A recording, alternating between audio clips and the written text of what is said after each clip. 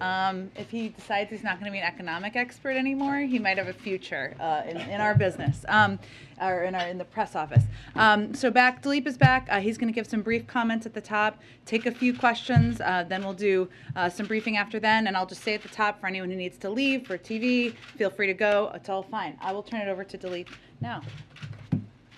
Thank you, Jen. Good to see all of you again, but this is a briefing I never wanted to give. I'd like to start by saying the prayers of the entire world are with the people of Ukraine today as they suffer an unjustified, unprovoked, and premeditated attack by the Russian military forces. President Biden has said from the start of this crisis, if Putin chooses to invade, the cost to Russia will be immediate and profound, to its financial system, to its economy, to its technology base, and to its strategic position in the world. As the world has now witnessed, Putin has made his choice. He rejected diplomacy and chose war. And today, the president has announced our response. Because of Putin's choices, his flagrant violation of international law, and his utter disregard for the principles that underpin peace and security across the world, we will now ensure his decision is remembered as a strategic failure. Today, we impose an unprecedented package of financial sanctions and export restrictions in lockstep with our allies and partners that will isolate Russia from the global financial system, shut down its access to cutting-edge technology, and undercut Putin's strategic ambitions to diversify and modernize his economy. Let me walk you through a few specifics, and I'll be happy to take questions. On financial sanctions, I stood at this podium on Tuesday and said, we would impose the most severe sanctions ever levied on Russia if Putin proceeded with the invasion. Today, we're following through. We will impose sanctions on Russia's two largest financial institutions, Sberbank and VTB, which together hold more than half of the Russian banking system's assets, over $750 billion in total. For VTB, we will freeze all of its assets touching the U.S. financial system and prohibit U.S. persons from doing any business with the bank. For Sberbank, we will sever its access to the U.S. financial system. We'll also freeze the assets of and prohibit any business dealings with 3 additional Russian banks with combined assets of over $70 billion. We'll also restrict U.S. investors from providing debt or equity financing for 13 of the most critical Russian state-owned enterprises, which combined have estimated assets nearing $1.5 trillion. And finally, we'll also impose sanctions on the executives at these state-owned institutions, as well as additional Russian elites who are complicit in Putin's kleptocracy, and their family members. Those who've shared in the Kremlin's corrupt gains and stored their wealth in yachts and luxury condos and fancy cars will now share in the pain of these measures. In terms of the financial impact, as I said, these are the most impactful and significant sanctions the U.S. has ever taken.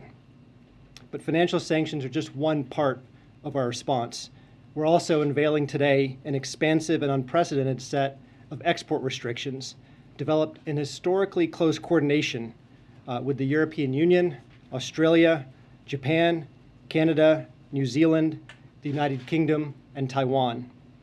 These new measures include sweeping restrictions on Russian military end users to impair Putin's military capabilities, and will also deny exports across Russia to sensitive cutting-edge technology, primarily targeting Russia's defense, aerospace, and maritime sectors.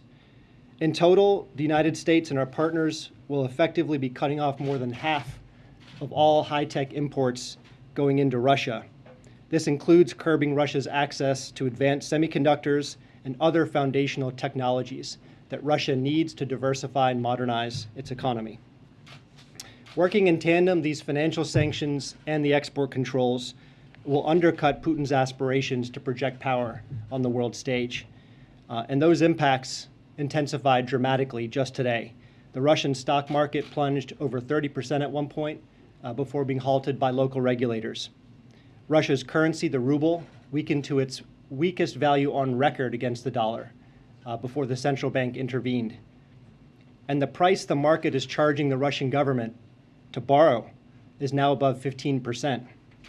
These impacts over time will translate into higher inflation, higher interest rates, lower purchasing power, lower investment, lower productive capacity, lower growth, and lower living standards in Russia. To be clear, this is not the outcome we wanted. It's both a tragedy for the people of Ukraine and a very raw deal for the Russian people. But Putin's war of choice has required that we do what we said, and to ensure this will be a strategic failure. Finally, let me just say a few words about the impact of Russia's choices on the U.S. We've intentionally scoped our sanctions to deliver severe impact on the Russian economy while minimizing the cost to the U.S. as well as our allies and partners. To be clear, our sanctions are not designed to cause any disruption to the current flow of energy from Russia to the world. We've carved out energy payments on a time-bound basis to allow for an orderly transition of these flows away from sanctioned institutions, and we provided other licenses to provide for an orderly wind down of business. Let me just stop there and take your questions. I just had a real quick question. You said it would take some time before it affects the economy and inflation. What's the timetable? How long do you think it will take until you have demonstrable results? Well, look, these are costs that build over time. And as I mentioned, I think last Friday, any leader, whether you're an autocrat or a small d Democrat, has to pay attention to the living standards of your country. And already we're seeing the effects of these measures and the signaling that we provided over the last 3 months. Before these sanctions were implemented, inflation in Russia was 8.7%. The government's borrowing costs had spiked above 10%. The ruble had lost almost 15% of its value. And today, those costs escalated dramatically.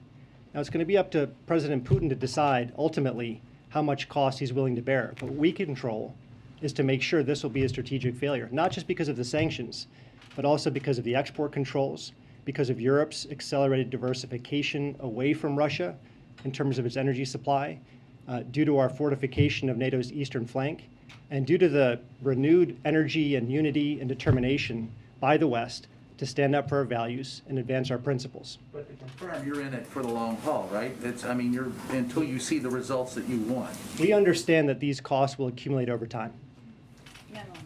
Thank you. You've just laid out all of the actions that the U.S. that our allies have taken at this point. As you understand, the questions, though, at this point are about the actions you have not yet chosen to take at this point, specifically the SWIFT system and sanctioning President Putin specifically himself.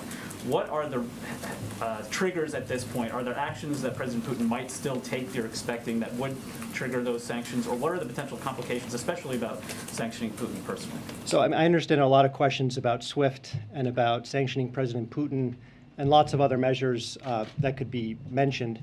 But let me say this. I think today was a demonstration that we mean what we say. We delivered on what we said we would do in terms of imposing costs. So when we say all options are on the table and that we're prepared to continue to ratchet costs higher, it would be a mistake to doubt that resolve. But let me also step back and say that when we consider which sanctions to apply, we're not cowboys and cowgirls pressing a button to impose costs. We follow a set of principles. We want the sanctions to be impactful enough to demonstrate our resolve and to show that we have the capacity to deliver overwhelming costs to Russia. That's one. Number two, we want them to be responsible, to avoid even the perception of targeting the average Russian civilian, and of course, unwanted spillovers back to the US or the global economy. Number three, we want to stay coordinated. And so we calibrate our sanctions to maximize the chance that we move in lockstep with our allies and partners. Number four, they should be flexible so that we can escalate or de-escalate depending on facts on the ground. And lastly, as I mentioned before, they have to be sustainable. These sanctions work over the long term. That's what will guide our design.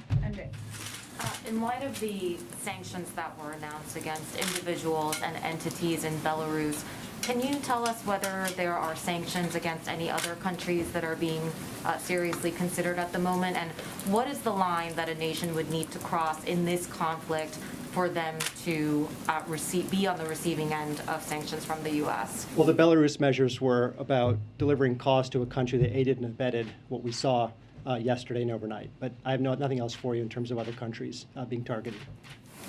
JJ. Oh, did you have a question? Oh, Go yeah, ahead. yeah, definitely. I know I didn't mean, I was No, that's- confusing the arms here. You want to go in the middle? No. Thank you, Philippe. We'll come back to you. I wanted to ask you about some of the carve-outs. There are general licenses for more than a dozen areas, agriculture, energy, and you just said that the importance is to limit the impact on Americans. But I was hoping that you could say, is there a percentage that you can share of the number of exemptions that make up the overall transactions? So the general licenses, what percentage of the transactions are under those licenses? I would refer you to Treasury and OFAC for the details on what exactly is being exempted and the percentage of business that would be included. I mean, could you say, is it a third, is it a half? I mean, is it a small percentage, is it a high percentage? I would go back to the principles of our design.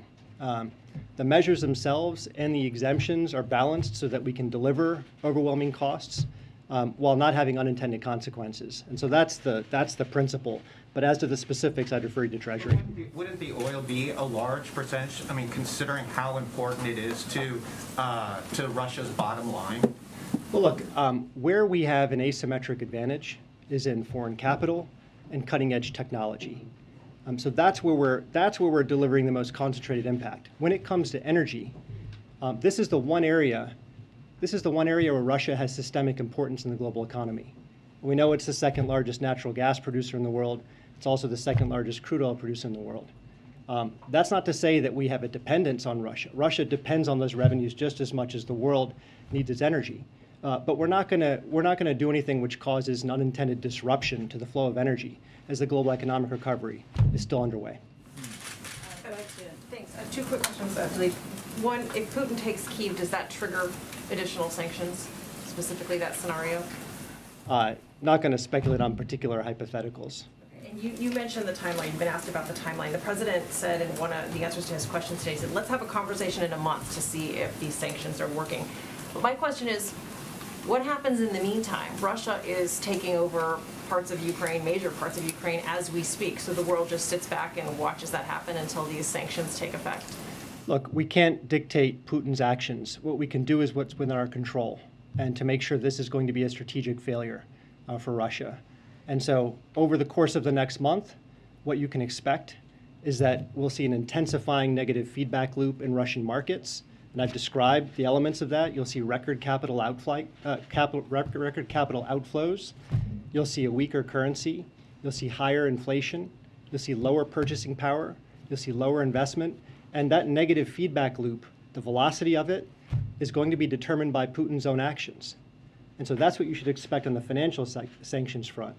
On export controls, what you can see is that over time, this is going to atrophy Russia's capacity to diversify outside of just oil and gas and to modernize the strategic sectors that Putin himself has said he wants to develop: aerospace, defense, IT, lasers, sensors. These sectors all depend on foundational technologies designed and produced by the West. You will begin to see a chilling effect take hold in Russia as those inputs are denied. Thank you. For weeks now, administration officials have repeatedly said, yourself included, that these sanctions are meant to deter and prevent Putin from moving forward, from acting. Can you help us understand why the president said today that no one expected the sanctions to prevent anything from happening? And then secondly, on a quick one on Putin sanctions, without talking about when you might trigger them, can you help us understand what harm they would do to him personally if you were to sanction Putin? Look, on your first question, we don't usually engage in hypotheticals up here at this podium, but let's play this out. Had we unleashed our entire package of financial sanctions preemptively, I think a couple of things might have happened. Number one, President Putin might have said, look, these people are not serious about diplomacy. They're not engaging in a good faith effort to promote peace. Instead, they're escalating. And that could provide a justification for him to escalate and invade. Secondly, he could look at it as a sunk cost. In other words, President Putin could think, I've already paid the price. Why don't I actually take what I paid for, which is Ukraine's freedom? So that's what we wanted to avoid. Look, ultimately, the goal of our sanctions is to make this a strategic failure for Russia. And let's define a little bit what that means. Strategic success in the 21st century is not about a physical land grab of territory. That's what Putin has done. In this century, strategic power is increasingly measured and exercised by economic strength, by technological sophistication, and your story, who you are, what your values are. Can you attract ideas and talent and goodwill? And on each of those measures, this will be a failure for Russia. I keep asking you this. I'm sorry, I don't Simon, think, she's not done yet. Let Luigi finish. Go ahead. On President Putin. but is it fair to say no one expected the sanctions to prevent anything? You certainly expected that, right? Look, we signaled as clearly as we could what was coming if Russia proceeded with an invasion. As I mentioned before, economic costs of this severity generally matter to any leader because of the effect it has on his people's living standards. In this case, Putin made the wrong choice. It's the same. How do you ensure? I keep asking you the same JJ's question. asking a question. How do you Go ensure ahead, that JJ. these One more on sanctions SWIFT, please. don't really affect The ordinary UK people has been in Russia? pressuring allies to still reject Russia from the SWIFT system. Can you say if the US is still intensely working to pressure allies to do the same? How intensely are you guys pursuing I can't that? comment on what the UK's position is. I'm not going to speak to that. But what I'll say is the sanctions measures we imposed today, I think without question, were the most consequential ever levied on Russia and arguably the most consequential ever levied in history, if you look at the aggregate financial impact on Russia. So that's why we took the measures that we did. And we did so because we could move in lockstep with our allies and partners, and because we think the spillover effects will be manageable. I'm trying to figure out if this is still a realistic live round. Is the US really still making an intense effort for this, or is it essentially? This being SWIFT? Look, again, I'm just going to repeat, all options are on the table, and we're prepared to ratchet costs higher at a time and place of our choosing. And, President Putin should take that seriously after what he saw today. Michael? It's the same. How do you ensure that these sanctions don't really Simon, affect Michael, ordinary people let in Michael Russia? ask his question. I keep Go ahead, asking the Michael. same question. Just two questions. First, if you were to sanction Vladimir Putin, do you know where his money is? Not going to comment on that. And secondly, what is the message to Russia at this point on what it would take to roll back and relieve some of the sanctions that you put in place today? Look, the road to diplomacy is always open. Diplomacy is never dead. But in the current circumstance, in the immediate aftermath of an invasion, that option is not available. Right now, we're imposing severe consequences on Russia for its decisions. If there were to be a shift in Russia's strategic choices that upheld core principles of respecting your neighbor's borders, respecting your neighbor's sovereignty, allowing countries to have the freedom to set their own course and their own destiny, that would be a different situation, but that's not where we are. Tyler? You suggested that there's things that still remain on the table, but as you walk through the hypothetical scenarios of trying to keep diplomacy open, you said that they have now crossed the line. But if you're saying there's still more on the table, do you expect things to get worse in the coming days, that Russia will continue to move forward? Is that the intelligence? I know you guys have been quite transparent about the intelligence you have. Are you keeping things back because you think the situation is going to get worse? I think we've been transparent to a remarkable degree. One aspect of that transparency is by saying we can't get into President Putin's head. And so your question requires me to speculate on how he's thinking about next steps, and I simply can't do that. But just in terms of U.S. intelligence and the way that you are planning out the different sanctions you have and keeping things on the table, is that a sense that it will get worse because you want to hold things back? Look, our job is to be prepared and manage risks, all manner of risks. And that's what we've been doing over the past 3 months as this crisis intensified. We'll continue doing that. Last one from Ensure Steve. that Go these ahead. sanctions Just to follow don't up, affect follow up ordinary from people in Franco. Russia. The targeting the Russian energy industry is totally off the table. Is that what you're saying, Dilip? What I'm saying is that our measures were not designed to disrupt in any way the current flow of energy from Russia to the world. Now, we have also said we are going to cut off Russia's access to cutting-edge technology. That technology can be used across many sectors. And so as it relates to Russia's long-term productive capacity, we are seeking to degrade that capacity, but nothing in the short term as it relates to energy. Thank you so much. Thank you for Thank you. joining Thank us. you, Jen. Appreciate Thank it. you. Okay, I know it's late, but we will get to as many people as possible. I just wanted to note a couple of things at the top for all of you. One, USAID put out an announcement that they've deployed a DART, or Disaster Assistance Response Team, to respond to humanitarian needs in Ukraine. This DART team, which is currently based in Poland, is working closely with European allies and partners who will be on the front lines of the response. The team will lead the U.S. government's humanitarian response to help address critical needs caused by Russia's invasion of Ukraine.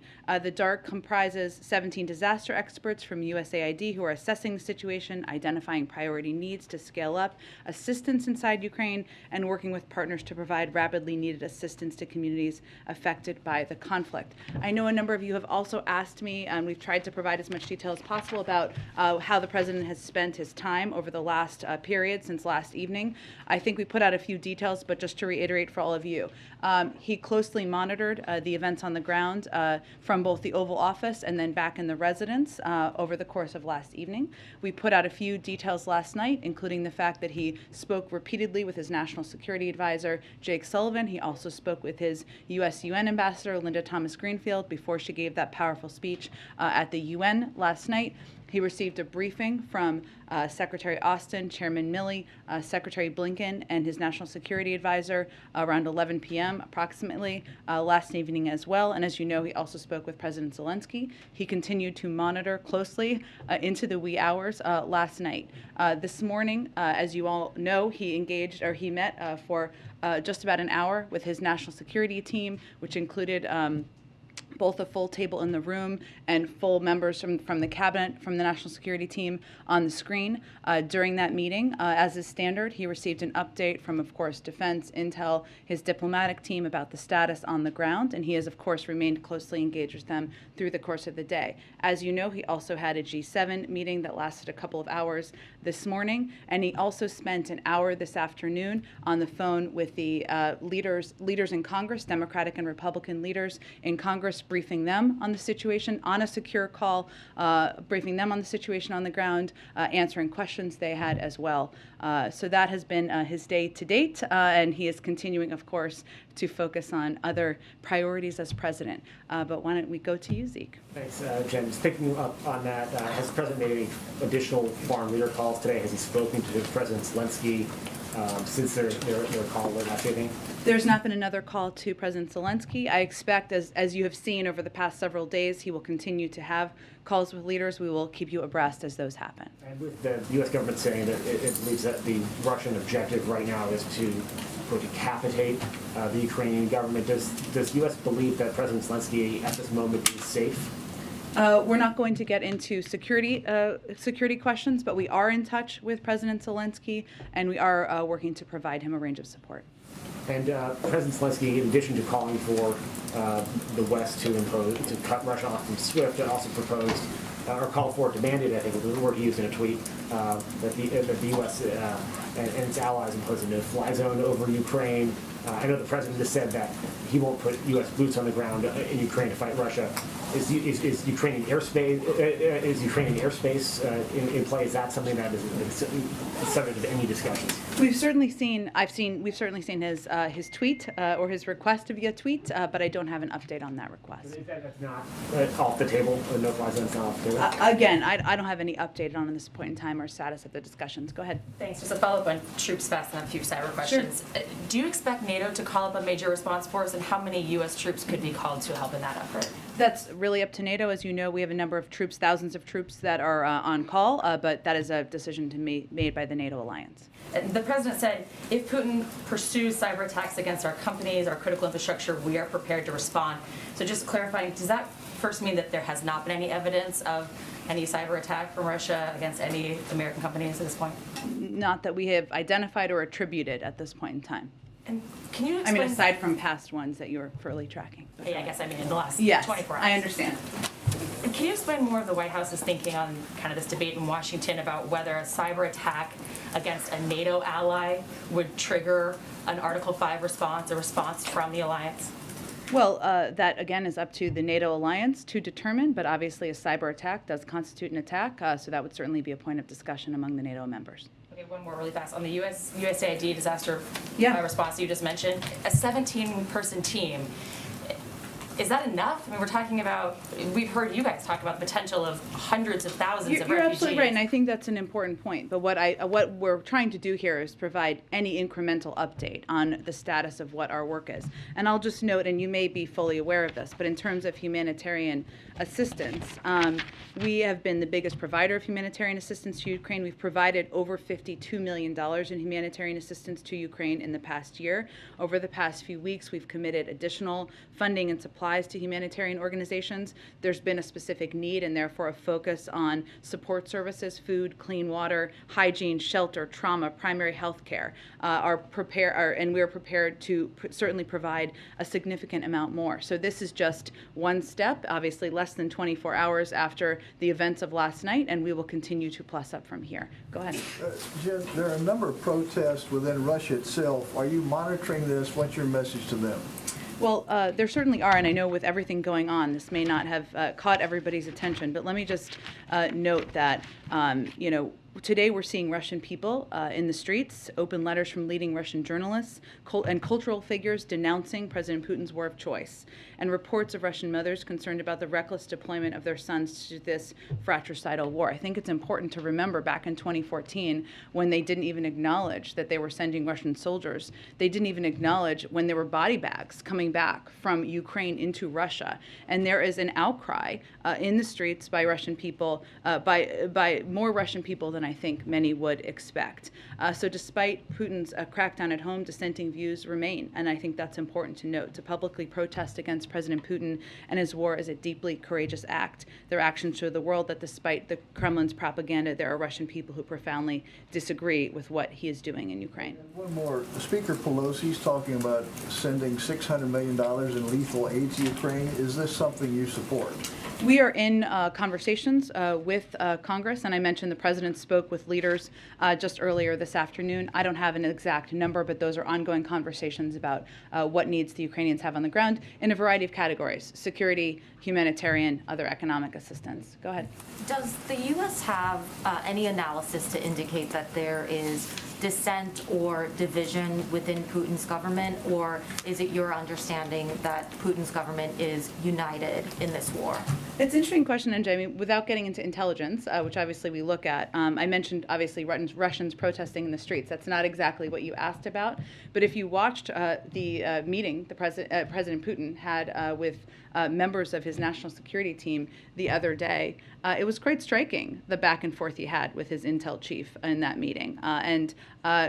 The analysis of that certainly can be done in an open source manner, given it was quite public, but I will leave outside analysis to give further assessment of that. And as you know, we are seeing Ukrainians start to flee the country. Yeah. Is the U.S. prepared to accept Ukrainian refugees? We are, but we certainly expect that most, if not the majority, will want to go to Europe in neighboring countries. So we are also working with European countries on what the needs are, where there is capacity. Poland, for example, where we are seeing an increasing flow of refugees over the last 24 hours, or flow of individuals, I should say, out of Ukraine, what their needs are, and we've been talking and engaging with Europeans about that for some time now. What part of what you're doing is to prepare for the United States to accept? The president is certainly prepared for that, but I would just note that because there are a number of European countries neighboring Ukraine who have expressed an openness to it, we would anticipate many of them would want to go to European countries. And just one more quick question.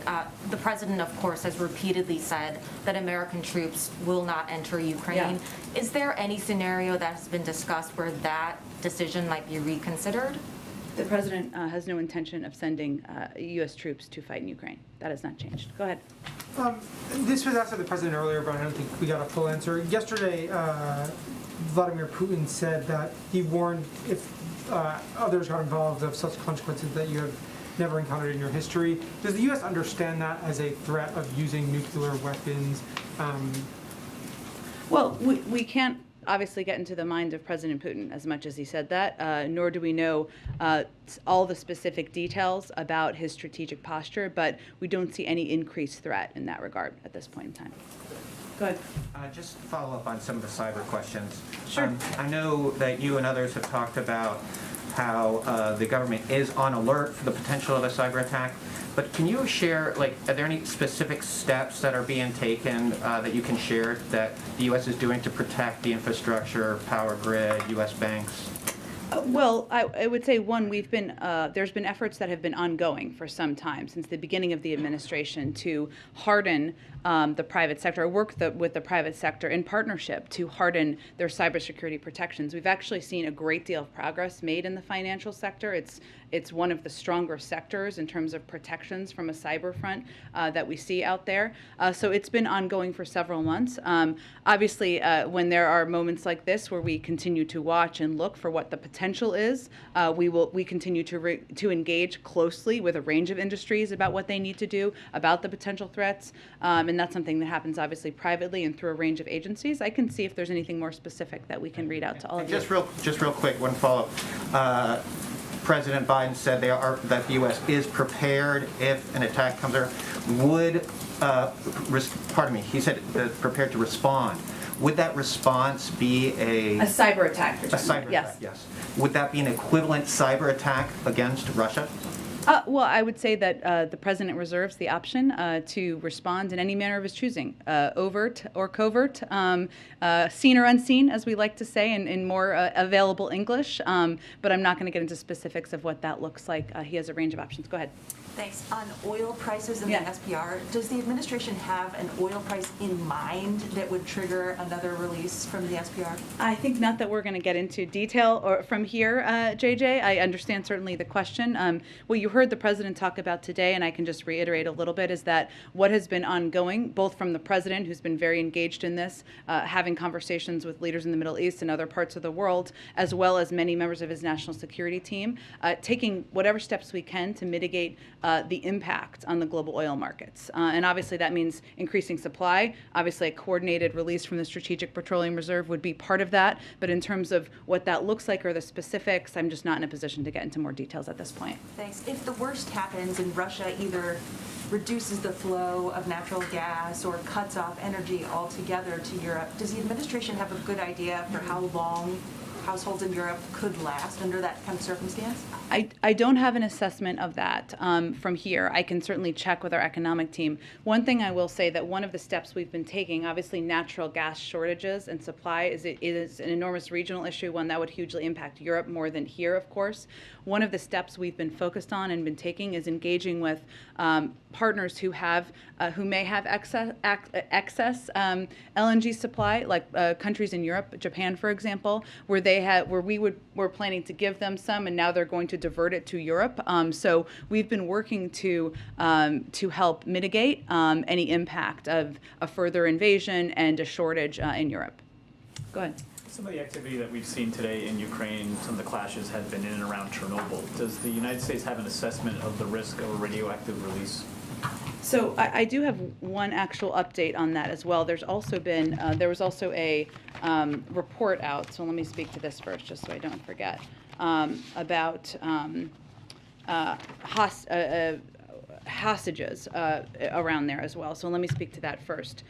We are outraged by credible reports that Russian soldiers are currently holding the staff of the Chernobyl facilities hostage. This unlawful and dangerous hostage-taking, which could upend the routine civil service efforts required to maintain and protect the nuclear waste facilities, is obviously incredibly alarming and greatly concerning.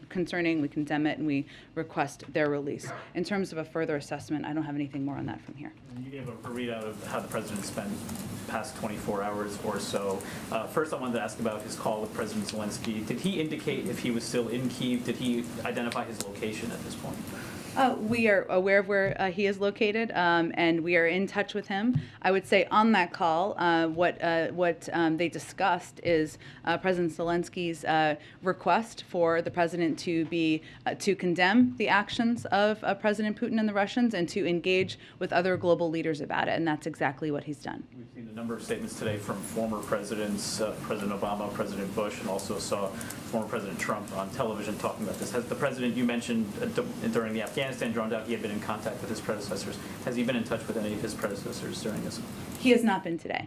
And then in terms of another domestic priority that was potentially included in his meetings today, given the situation, his time and focus and attention on the Supreme Court, on Ukraine, will this affect the timing of his Supreme Court announcement at this point? We are still on track to make an announcement before the end of the month. We have to do a lot of things around here at the same time. Go ahead. Just to follow up on the cyber attacks and Article 5 Sure. question, I know you said that it's up to NATO to decide, but from a U.S. perspective, would any cyber attack against a NATO ally trigger Article 5, or would there be a measure for what counts? Again, this is a conversation we would have with our NATO allies and partners. I don't have more anything in addition to add to it. And just to follow up on the Supreme Court, I know you said you're on track, but has he made a final decision given there are basically 2 days left for the end of the month? Not a final, and no job offer has been made. Go ahead. Just a couple. Are there any concerns or indications at this point that Russia had prepared for the sanctions that you're putting in place and kind of developed preemptively ways to blunt that impact? Well, it's an interesting question, and some of it is hard because it's hard to get into the minds of President Putin and the oligarchs around him. One of the steps we tried to take is to, as we were contemplating the individuals we were going to sanction, we sanctioned family members as well, because what we've seen the tactics they've used in the past is they've moved money around and resources around to family members, and we tried to address that on the front end. In terms of the banking and the financial sector, I mean, it accounts for such a large percentage of how they do business it would be a difficult thing for them to plan and plot against. And if you look to just even the anticipation of the potential sanctions, as Dilip was mentioning, the ruble is the worst performing currency in the world right now. Their inflation has skyrocketed. So we're even seeing in their markets the anticipated impact even before today, and that's even before the actual squeeze on the financial sector in the country. So it feels to me it would be a little hard to plan around and plot around given the significance of what was done today and the fact that when we sanctioning 10 of Russia's financial institutions and these export control measures, which essentially cuts President Putin off from semiconductors and access to a range of technology he wants for the future.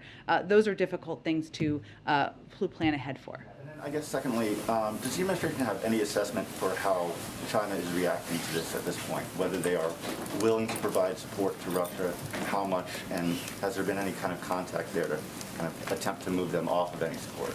Well, in terms of what impact they can have, I mean, China only accounts for about 15% of China and Russia. I'm not sure. You can double check me on this. About 15% of the global economy. If you look at G7 partners in the U.S. and Europe, it's about 50%, right? So they cannot cover what the impact of the sanctions that have been announced in coordination with Europe, how they would impact Russia. I think from our perspective as it relates to China, well, I can't get into the heads of what their thinking is. This is a moment for China, for any country, to think about what side of history they want to stand on here. And that is certainly the case that we would make publicly and privately. I think you saw that Secretary Blinken spoke with his counterpart just a couple of days ago. The president's certainly open to speaking with his counterpart, but I don't have any prediction of that at this point in time or a timeline. Go ahead. Thanks, Jen. Over the past couple of weeks, as you've been sounding the alarm on this, you've put the sanctions package together, conducted diplomacy with the Russians and the rest of the world.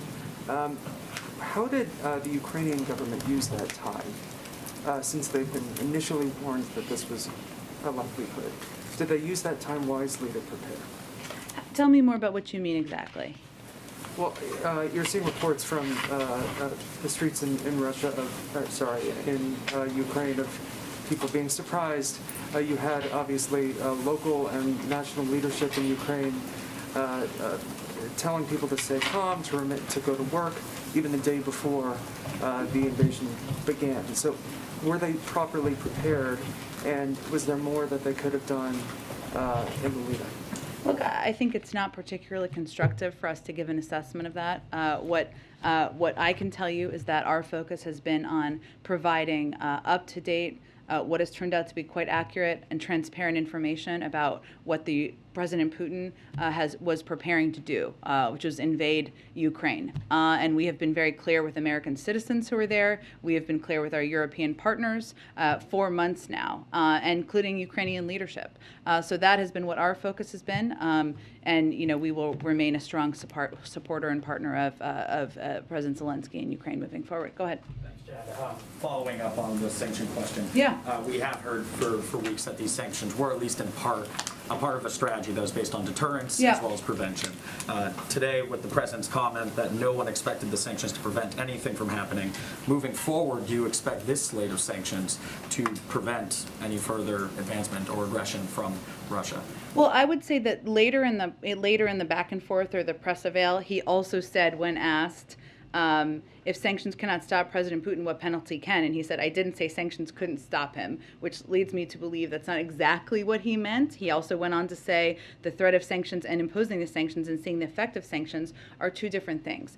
And the way we look at this, broadly speaking, and Dilip touched on this a little bit, is that we do see them as having a deterrent impact, right? It doesn't mean they're 100% foolproof.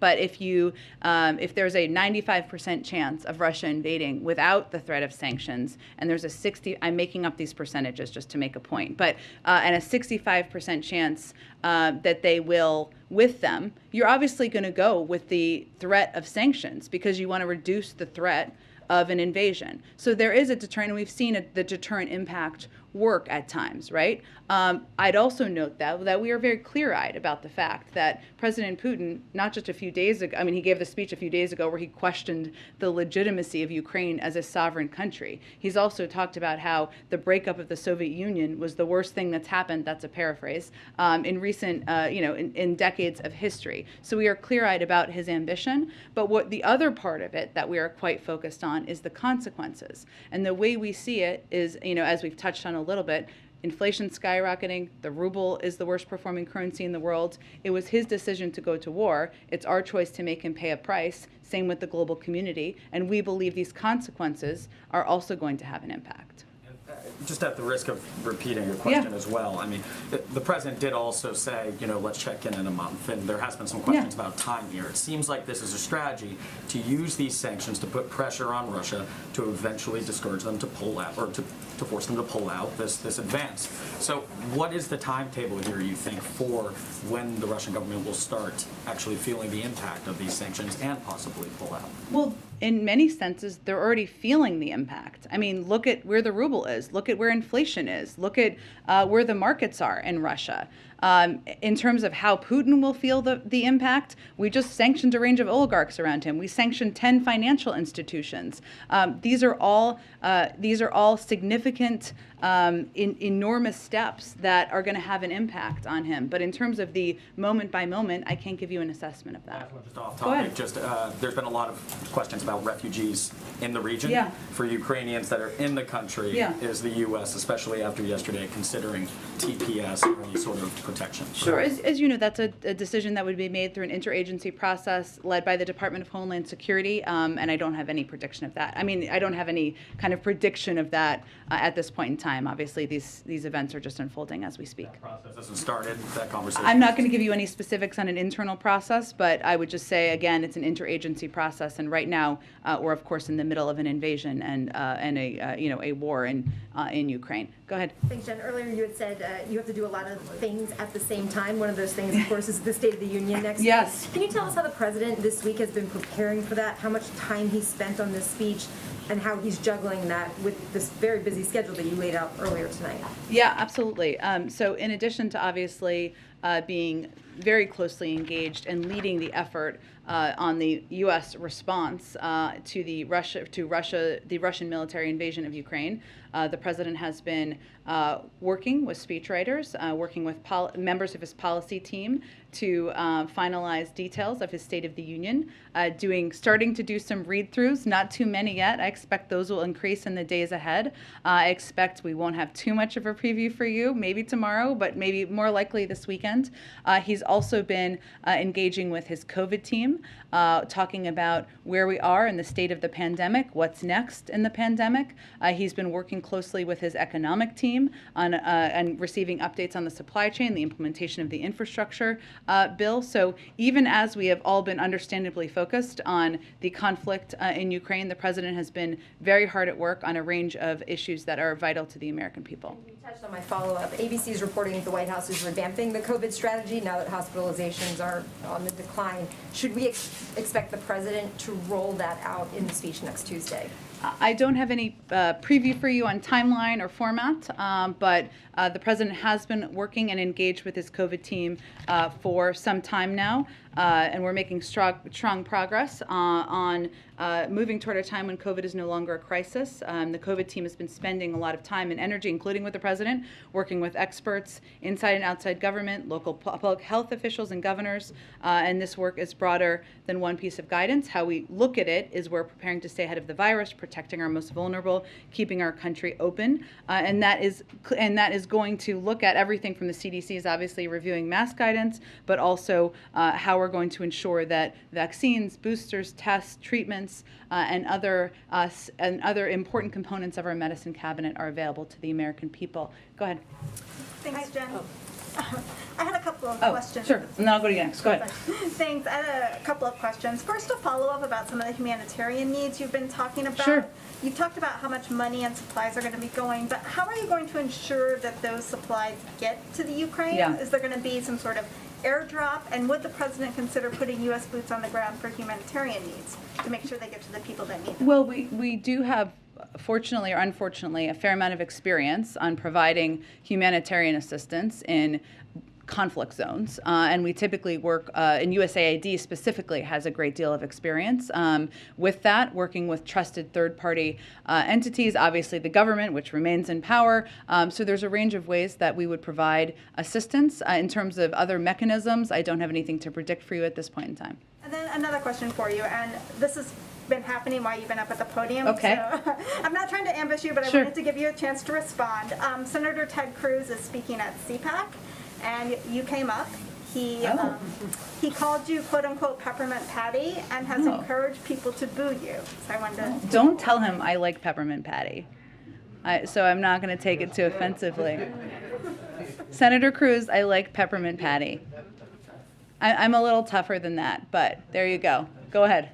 Hi, yeah, so back to the president's comments earlier today. So he did say to give it a month to see if these sanctions work. Yeah. However, under Russia's current assault, Ukraine clearly might not have a month or even weeks. So is it fair to say that he is conceding Ukraine to Putin? There's nothing about the president's strategy or approach or leadership in the world, building a coalition of the majority of countries, in the Western world, to stand against the actions of President Putin that suggests that he is ceding anything. You saw him lay out a set of historic sanctions today that will maximize pain on Russia. Yes, as we've conveyed, they're meant to have a squeeze over the course of time, but we're already seeing an impact on the financial markets, on the currency, on inflation in Russia, and there are unfortunately the Russian people are going to feel the pain of that. So I would say the president is going to continue, as he has for weeks now, to work in close lockstep with European partners to continue to press from the global community for de-escalation as it relates to the events in Ukraine. Go ahead. Thank you, Jen. If President Zelensky is in danger of being killed or captured and put on some sort of a show trial, would President Biden send U.S. troops in on a rescue mission to get him out? Again, we are in touch with President Zelensky, who is an important partner. We support him. He's the leader of Ukraine, the president of Ukraine, but I'm not going to get into security steps. Okay. There's this talk about a possible forecast for financial pain, particularly at the gas pump for Americans. The president said today the notion that this is going to last for a long time is highly unlikely. Would he try to ensure that by lifting some of the restrictions that he's put in place on the energy industry or rethinking some projects like the Keystone Pipeline? Well, first of all, the Keystone Pipeline is not flowing, so I'm not sure how that would solve anything. There's also plenty of oil leases that are not being tapped into by oil companies, so you should talk to them about that and why.